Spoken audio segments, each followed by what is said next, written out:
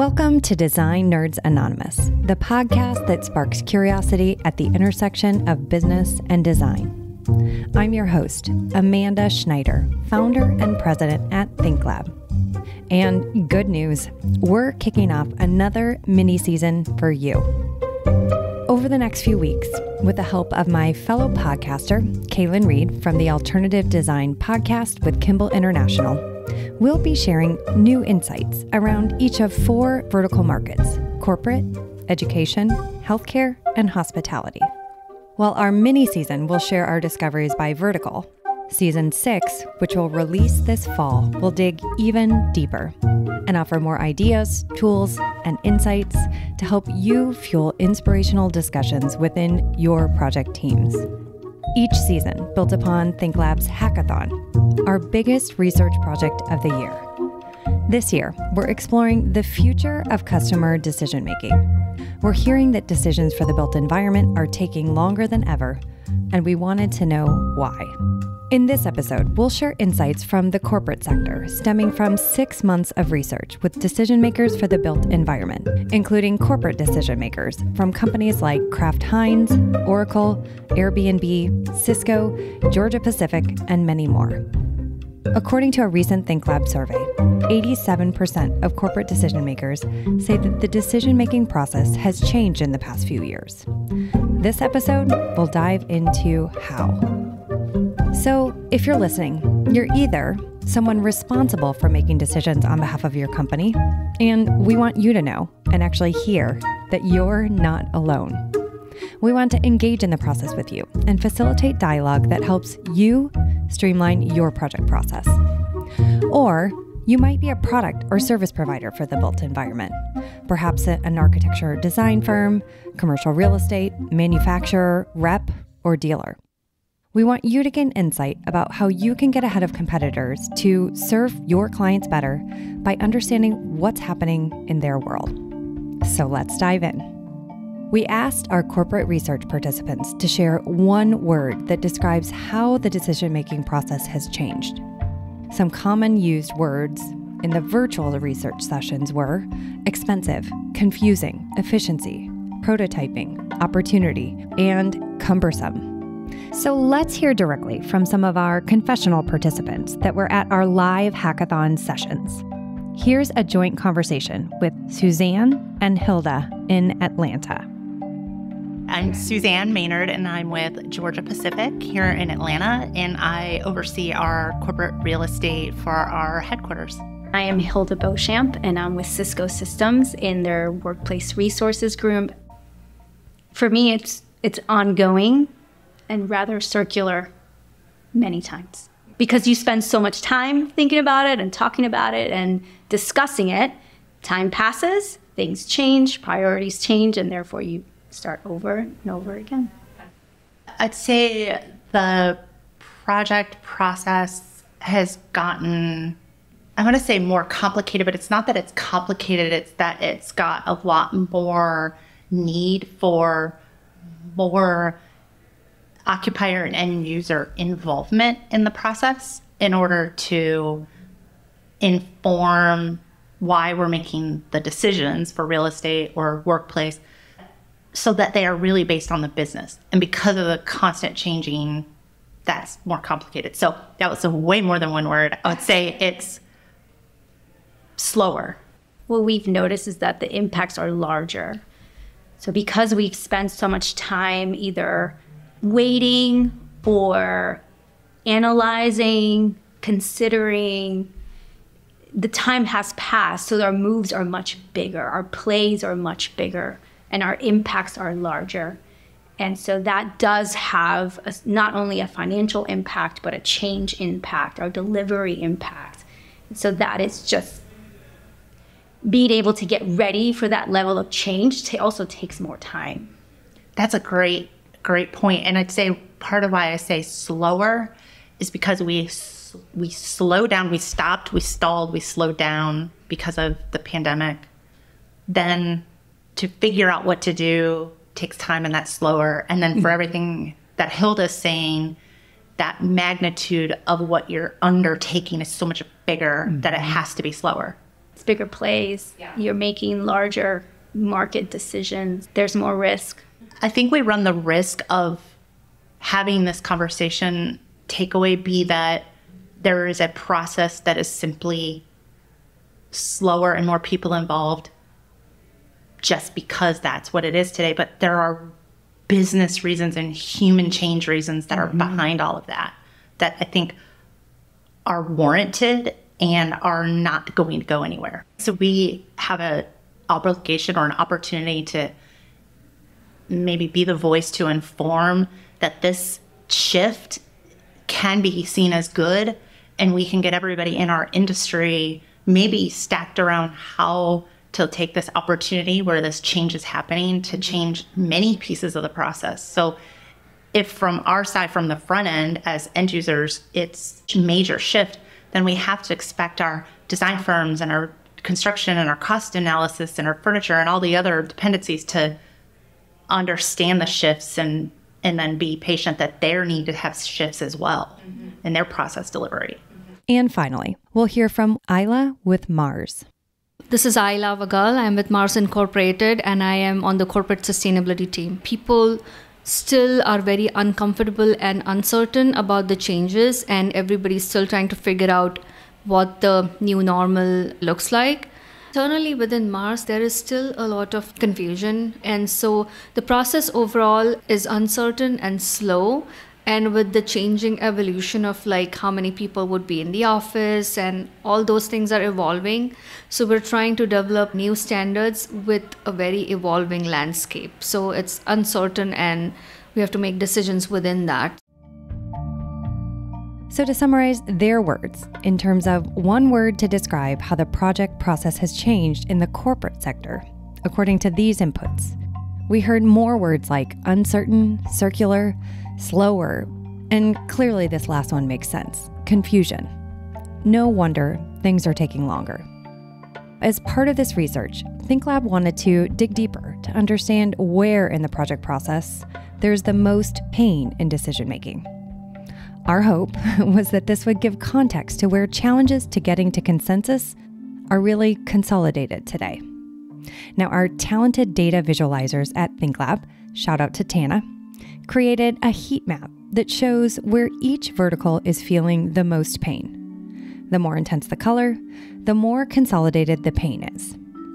And in corporate, it's no surprise they had the most intense pain of any sector, concentrated up front in what we called the internal planning phase. This pain map was the source of a lot of discussion at our live event in Chicago especially. So let's hear from one of our Chicago participants about the heat map. He's coming at this from the developer perspective. So here's Luke. Luke Roberts. I am the creative director at LG Group in Chicago. I think what was standing out to me was we were talking about that pain map a lot, and some people were questioning sort of the front load of the pain map. And I think what clicked for me was a subtle difference between pain and frustration. There's pain up front because we're dealing with so many people and we're having to appease so many opinions and investors and money. But then once I'm with my team in my silo, yes, things happen on a project. Of course, I have to VE something, a chair I spec'd is no longer here. That's frustrating, but I'm with my people in my pod and we can fix that. That's part of the job. But that's an annoyance, that's a frustration. That's not the pain. So I felt like that clicked for me when people were like, no, why is it so red up front? I'm like, that's because everyone's there. Like, that is painful. But the frustration is part of the job. That's always going to be there. We're not going to have this beautiful, wrap it in a bow process. But that's my frustration. That's part of my role. So there's a difference between pain and frustration. Frustration is something that's expected and maybe can be mitigated through active problem solving. But at ThinkLab, we believe where there's pain, there's opportunity. So let's unpack the top 3 pain points or opportunities knocking for corporate overall. And we know, again, they were most intense in that upfront portion. So, number 1, lack of information and benchmarks.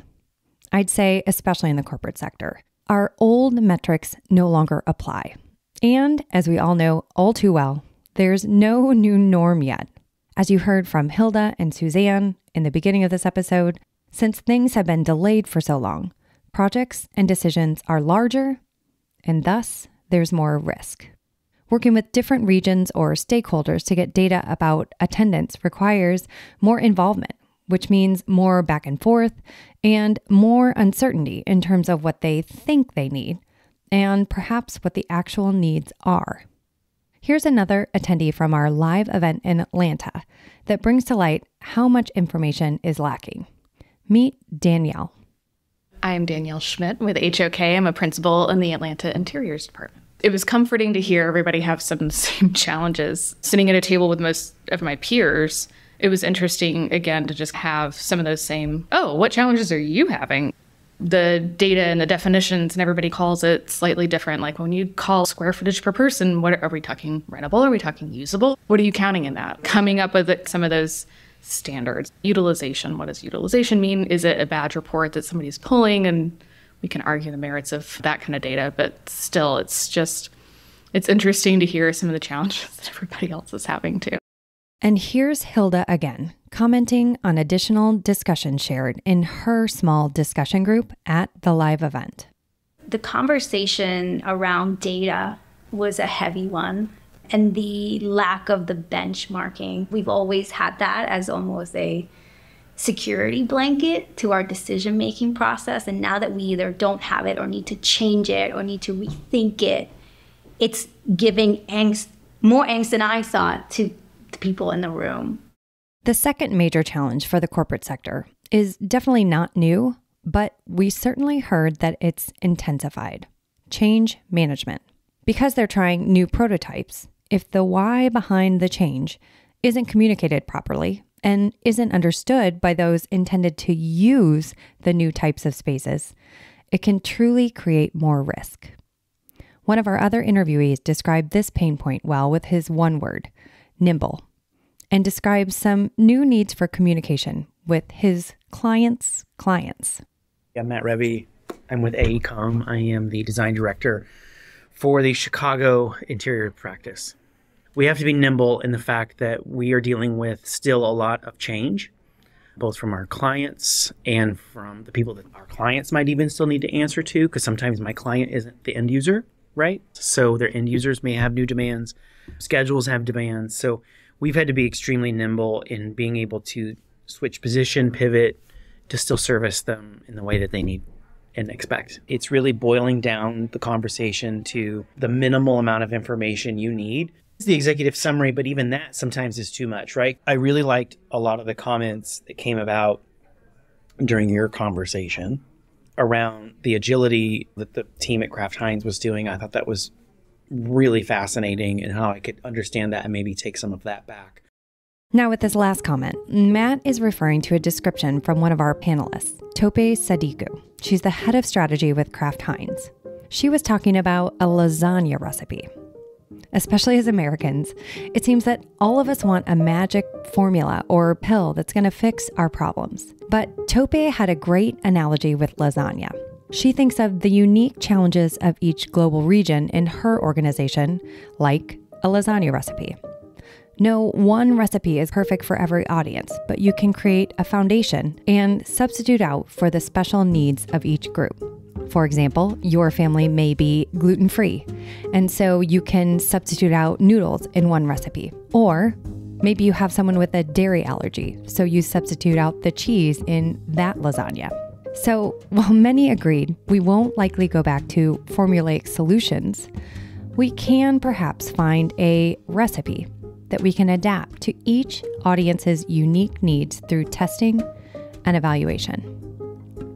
All right, and the third and final pain point that led to all that consolidated red up front in the corporate pain map, this was probably the most discussed in all of our live sessions.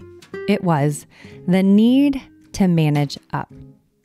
As we explore the change when it comes to decision-making in recent years, especially in this sector, we're hearing a lot about transition. We heard one story about a large and very well-known global corporate entity that will remain nameless. But their real estate function within the entity started out reporting to the CEO, Then, during the pandemic, moved under the CHRO, that's the Chief Human Resources Officer. Then one more stop and finally landed under the CFO. Now, that is a lot of transition in just a few years. Another real estate leader from a financial services firm said in a Think Lab session, most leaders didn't grow up in commercial real estate, and most of the presentations from product and service partners are truly created for people who know this world that we're living in. He said, I spend a ton of time translating it for them.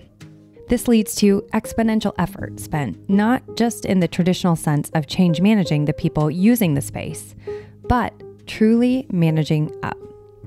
Now here's Melissa, a participant in the Chicago session, who explains the discussion well. Hi, my name is Melissa Huff. I'm with Office Revolution, and my role is the Director of Workplace Innovation.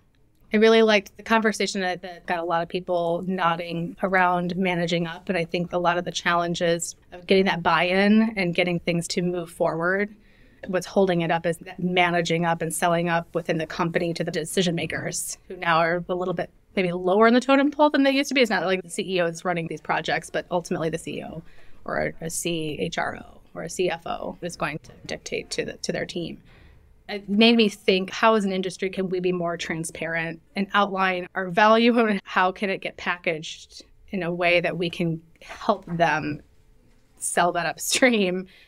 So a big thank you to Melissa, Suzanne, Hilda, Luke, Danielle, Matt, and so many others for sharing their perspective in our confessionals at our live events, and to our anonymous callers for our hotline. Now that we all have this collective perspective and understanding, in the second half of this episode, we are going to give you context and insight as to how we might collectively help solve for these challenges. So with that, I'm pleased to introduce Kaelynn. Hey listeners, this is Kaelynn Reid, and I'm a design futurist at Kimball International and host of the Alternative Design Podcast.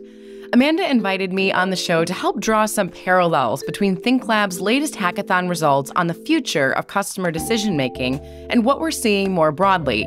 As a foresight practitioner, my job is to look for data and trends that are happening in the design industry and beyond that spark uncertainties about our future.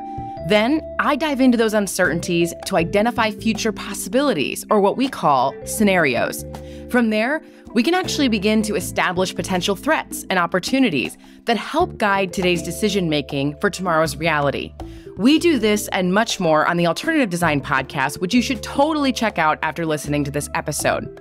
So with that said, so much of what Amanda and the hackathon guests are revealing about the pain points in today's decision-making tells us a lot about how the future of customer decision-making could unfold for workplace. And I want to, for just a moment, zoom out and look at what's happening on a broader scale. We know that workplace post-pandemic is desperately trying to settle into a new way of doing things. And the shift we're observing in human behavior isn't making that very easy. Hybrid workers are wanting to personalize their daily schedules more than ever before, and they're expecting the built environment to give them the opportunity to do anything everywhere. You know, like Lifetime gyms are starting to encourage hybrid workers to stay and work on their laptops all day. For the longest time, the conversation around hybrid work centered around two locations, the office and home. But data is showing that third places are becoming a worthy rival to these conventional workplaces. But what does that tell us? Well, it could mean that the way people are working is changing. And this will be even more true as people continue to leverage AI like personal interns writing their emails and using spoken word to prompt task instructions. So we need to be offering more choice in the built environment on where and how work gets done by including not only traditional focus setups, but things like lounges and cafes. And the big question here on how to future-proof these spaces is, how can you design a space that can shift between these setups on demand? And speaking of lounges and cafes, we are absolutely seeing the workplace leveraging amenity spaces as a way to make the office truly a destination by design. Some companies that are located in mixed-use environments are actually sharing amenity and common spaces, while others are opening these spaces up to the public, challenging the status quo on what was once considered privately owned offices that weren't accessible to the local community. We go into this in season 3 of the Alternative Design podcast, where we share our forecast on the future of the workplace in 2030. But if we tie this balloon of future possibilities down to customer decision-making, there are some questions and uncertainties to ponder before Amanda and I get to the so whats and give you some practical takeaways that you need to take action.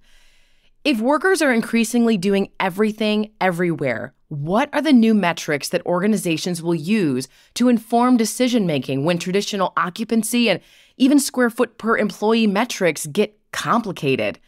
If employees increasingly view the office as a destination where they can combine various activities and services like grocery shopping, dining, attending a yoga class, how can we integrate these into the office environment itself? Or alternatively, how can we take advantage of nearby amenities to meet this evolving demand? This could point to more end users and even community members as stakeholders in the design process. We could see unusual partnerships in the corporate center emerge in trying to share real estate, which could mean even more unique challenges, needs, and perspectives that the workplace will need to solve for. I always love Kaelynn's perspective. So much so that for the final section of this episode, I've invited her back to join me in a dialogue to help all of us digest some of the fantastic ideas that we've gathered as part of this research. I'm going to kick off this last section with 3 tangible ideas. These came from a combination of the live sessions in Chicago, Atlanta, and New York, where all the varying members of our ecosystem around the built environment spent time together discussing this research and brainstorming the so what together. But you'll also hear that some of these ideas came from our private sessions, which were all of the end users from corporate kind of sitting together and saying, okay, this hurts, but what can we do about it? So the first idea was shift from space metrics to performance metrics. Now, this was an idea generated from our Atlanta session, and it's really about generating a new set of industry norms based on outcomes. There was a lot of discussion at that session about this lack of data, but it's really not lack of data. We actually have tons of data. We have too much data. We can't make sense of it. And a lot of the old metrics just no longer apply because we're thinking about space differently. And we're thinking about the ways we measure success differently. So this was about not just occupancy and utilization, but pricing, labor, and a whole lot more. First of all, I think there is a permeating question as we try and figure out post-pandemic workplace. We are continually asking the question, what is that new security blanket? And by security blanket, we used to talk about the usable square feet. We used to talk about square feet per person. We used to talk about, again, that utilization rate that you mentioned. And I think what we're seeing now is exactly like you mentioned, there's more stuff to this equation. And one of the things that I just want to throw out there is that I think it's very possible that we're going to see well-being metrics be in this recipe too. It could honestly start to even maybe replace some of those traditional productivity metrics that we've seen. And we're seeing that it's taking businesses some time to get there, but we're also seeing an increasing correlation to the holistic health of employees and a company's bottom line. And this is especially true when you think about all of that in the context of the fact that productivity rates globally are actually declining, despite all of these new advances in technology and AI and all these things that are supposed to make us more productive. And in fact, we're not. And so before we make that a remote versus in-person conversation, I think we actually need to be digging a little bit deeper into why people aren't productive. I think we could see this become more and more recognized in the future, which really could inform this shift to more well-being metrics as a barometer of team and even company success. And I would say we definitely heard a lot about this. This data piece was discussed heavily in each of our live events, Chicago, New York, but especially Atlanta. And it's interesting because I'm wearing my Whoop. I see you have your Aura ring on. And it brings up an interesting point because you and I are both focused on avoiding burnout and our own health. But what happens when we have to give that data to our employer? We've all read the articles about people implanting chips in their arms and things like that. But how do we shift to these outcome metrics, these health metrics that I think we can agree as a society, especially Gen Z, would definitely agree we need, without kind of upsetting that balance or making us afraid to give this information to our employers? Something that we explored in our last season of the Alternative Design podcast was really designers and even some of these decision makers needing to become champions of where and when transparency with data is happening. We've got Oura rings and Fitbits, but what happens when that stuff starts to be embedded into furniture and you're in a workplace environment where you're sitting in a task chair that's able to capture heart rate variability and stress metrics and all sorts of things? How do we as decision makers, as designers, as product manufacturers really uphold ethics with that data, really championing how that data is being used and how people can use it more personally to empower a better user experience for themselves? I think this gets really interesting because this is the natural one that speaks directly to the end users listening that are trying to figure out how to do this. You can imagine this aggregated data being a great recruiting source or a great way to show that you're a great place to work, maybe retain employees. I look at this for our partners and I look at the capability, whether you're commercial real estate or A&D, for them to aggregate all of their clients in some way. If there was a way to access this data to share back as a starting point of best practices. Something to keep in mind here as we continue towards the future is understanding a really major shift in human behavior that's happened. And that is that people are increasingly wanting to do everything everywhere. And it's really shaking up how employees are wanting to use the office space. They're wanting to come not just for focus work, but they increasingly want to have more things that they can do in one place.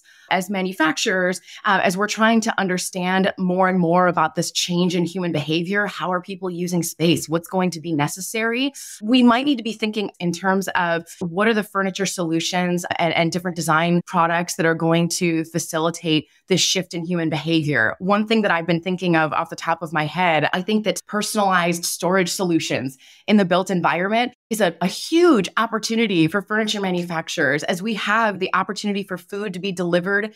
Imagine being able to go into the office and just being able to pick up your Whole Foods order that was dropped into a personalized locker, right? We are starting to see whispers of this starting to really manifest. And it's something that I think as furniture manufacturers and product manufacturers, we need to be watching and really making sure that our solutions are tailored to this shift that we're observing. I have 3 boys, so I'm not sure that a locker could be big enough to fit all of the groceries, I know. the Costco cart that I need to in there, but that is true. an amazing observation. Let's move on to our second idea for this corporate sector, which was really around clarifying roles on the decision-making team. Now, this one came up a lot in Atlanta. And one of my favorite things about some of the discussions where this came up was really the cross-pollination between sectors. So in Atlanta, we had everything from education to corporate to we had an amazing woman, Hallie Hannaford, who you'll hear on several different episodes this season, who is from Chick-fil-A. And one thing I think corporate can learn from hospitality is today, because now they're serving clients so differently, which you'll hear more about in the hospitality episode, they have to move this process faster to seize this opportunity that's out there. And I think that this is a real opportunity for corporate because as we heard earlier in this episode, the most pain of any sector was in corporate in that pre-planning before the project even starts. They're really getting hung up on decision-making, likely due to some of this lack of data. And there are more people than ever in the decision-making proverbial room. Our stats from ThinkLab say that the number of decision makers on the average project has officially doubled in the last 5 years. So one of the pieces of advice was if you can clarify roles on the decision-making team, really clarify who's at the meeting to decide what exactly these meetings are there to do, I think there's a lot of opportunities. I echo the same thing that we are definitely seeing that there are more and more decision makers that are coming to the table and especially decision makers that may have gotten to that table by untraditional means. And so what I mean by that is that there's a shift that's happening in terms of organizations that are valuing these transferable skills instead of maybe just the traditional experience, like you worked in a different company in the same sector for like 10 years. And so when we look at the change in that hiring process and really what we're seeing being signaled as a change in value in what employees are bringing to the table, we could absolutely see folks in middle management and even upper management that are getting into these roles in unconventional and untraditional ways. And so as we continue to see that, as we see even AI start to disrupt these roles, again, I think we're going to see that these decision makers that are at the table are going to need more education because they're coming in with these transferable skills, perhaps even from a different industry. And they're coming to the table as a decision maker and they need to be empowered with knowledge. And so there's this knowledge transfer that has to happen. You mentioned earlier in the episode, that's this managing up concept. And I would say that it's managing up and out, right? We've always had employees that are needing to explain the ROI and sell or pitch to our customers that are out. But now we're actually saying that they're needing to teach and educate their bosses on best practices and industry standards and all sorts of things. To underline your point, clarifying the role of the decision-making team, whether that's in a weighted structure. I don't care if you're like needing to use a RACI model, figure out who needs to be an approver, who needs to drive the situation. But identifying that early on, I think could really untangle some of this messy start that we're seeing in corporate. Which is so interesting because some of these problems are not necessarily new.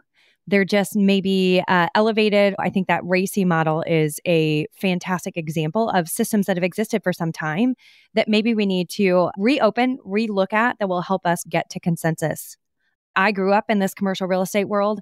My new bosses, they did not. So a lot of what is presented is assuming a certain level of baseline knowledge. And I want to challenge that we're going to, as we look at managing up, we're going to have to look at everything that's presented. In the furniture realm, we use an example of, can you verify that all the parts are here? And we send them a line item listing of parts that is almost like showing up as if you're buying a car and laying all the car parts out on their lawn and saying, can you sign this and verify that all the car parts are here? Most people could not, and nor would you want to buy a car that way.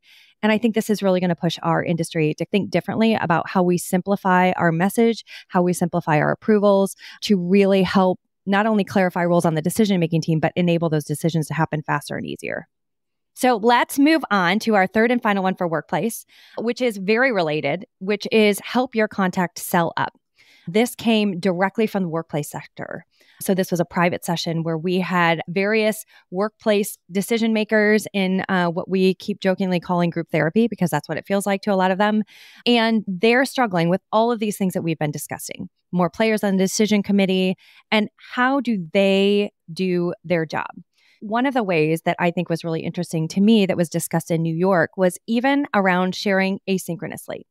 We tend to wait until the meeting happens and share everything with them, fire hose them, and expect them to be able to make a decision when they're not even super familiar with this industry or really what all of the nuanced implications are for each decision that they're making.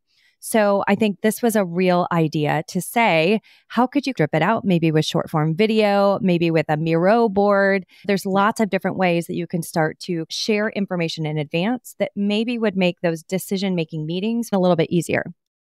Speaking from the product manufacturer side, it can be easy to do exactly what you said. Hey, I'm going to show up. I'm going to wow you with a 30-minute presentation. And I think going back to how do we translate insights? How do we not just spit up data, but we actually synthesize some of that for them and we're actually connecting the dots. And again, connecting those dots in a pre-experience, a present experience, and a post-experience is going to be increasingly powerful. What really people are wanting is the so what. The attention spans of not just people in corporate, but even in leadership, it's ever shorter, right? Nobody has time to sit through long presentations. What is the bottom line? How can you nuggetize that information into something that can be digestible, to your point? Because we have to empower and recognize that folks are going to absorb and digest and analyze information differently. And so that means thinking beyond just the talking head model and maybe an email before the presentation with a PDF. How can we get more creative, to your point, with short form video or visualization tools, something that's more collaborative like a Miro board? Again, I think that the more that we can incorporate a variety of options for people to choose from, the more that we can get these decision makers really empowered to make this process less painful. And I think it's really interesting as we look at kind of the attention span of society right now, because I want to say between millennials and Gen Z that the average attention span has nearly been cut in half. Darn social media. I know, darn social media. But it's a reality we're all going to have to face and figure out. And I think we can shake our heads at the Gen Zers, but all of us, when you get an email that's 500 words long, like I think we all look at the bottom. Right. We all sigh a little bit. So I would encourage our listeners to take a listen to, there's a man named Donald Miller. He wrote a book called Story Brand. It's really about branding, but I think we could pull some of those same branding concepts even to some of these decision-making teams. If you follow him on Instagram or any other social media platform, he also does a really great job of making these short form videos about any number of different topics. And they're so short and so impactful and easy to process. I think even when it comes to project teams and things like that, maybe there's ways that we can steal his formula, learn from that.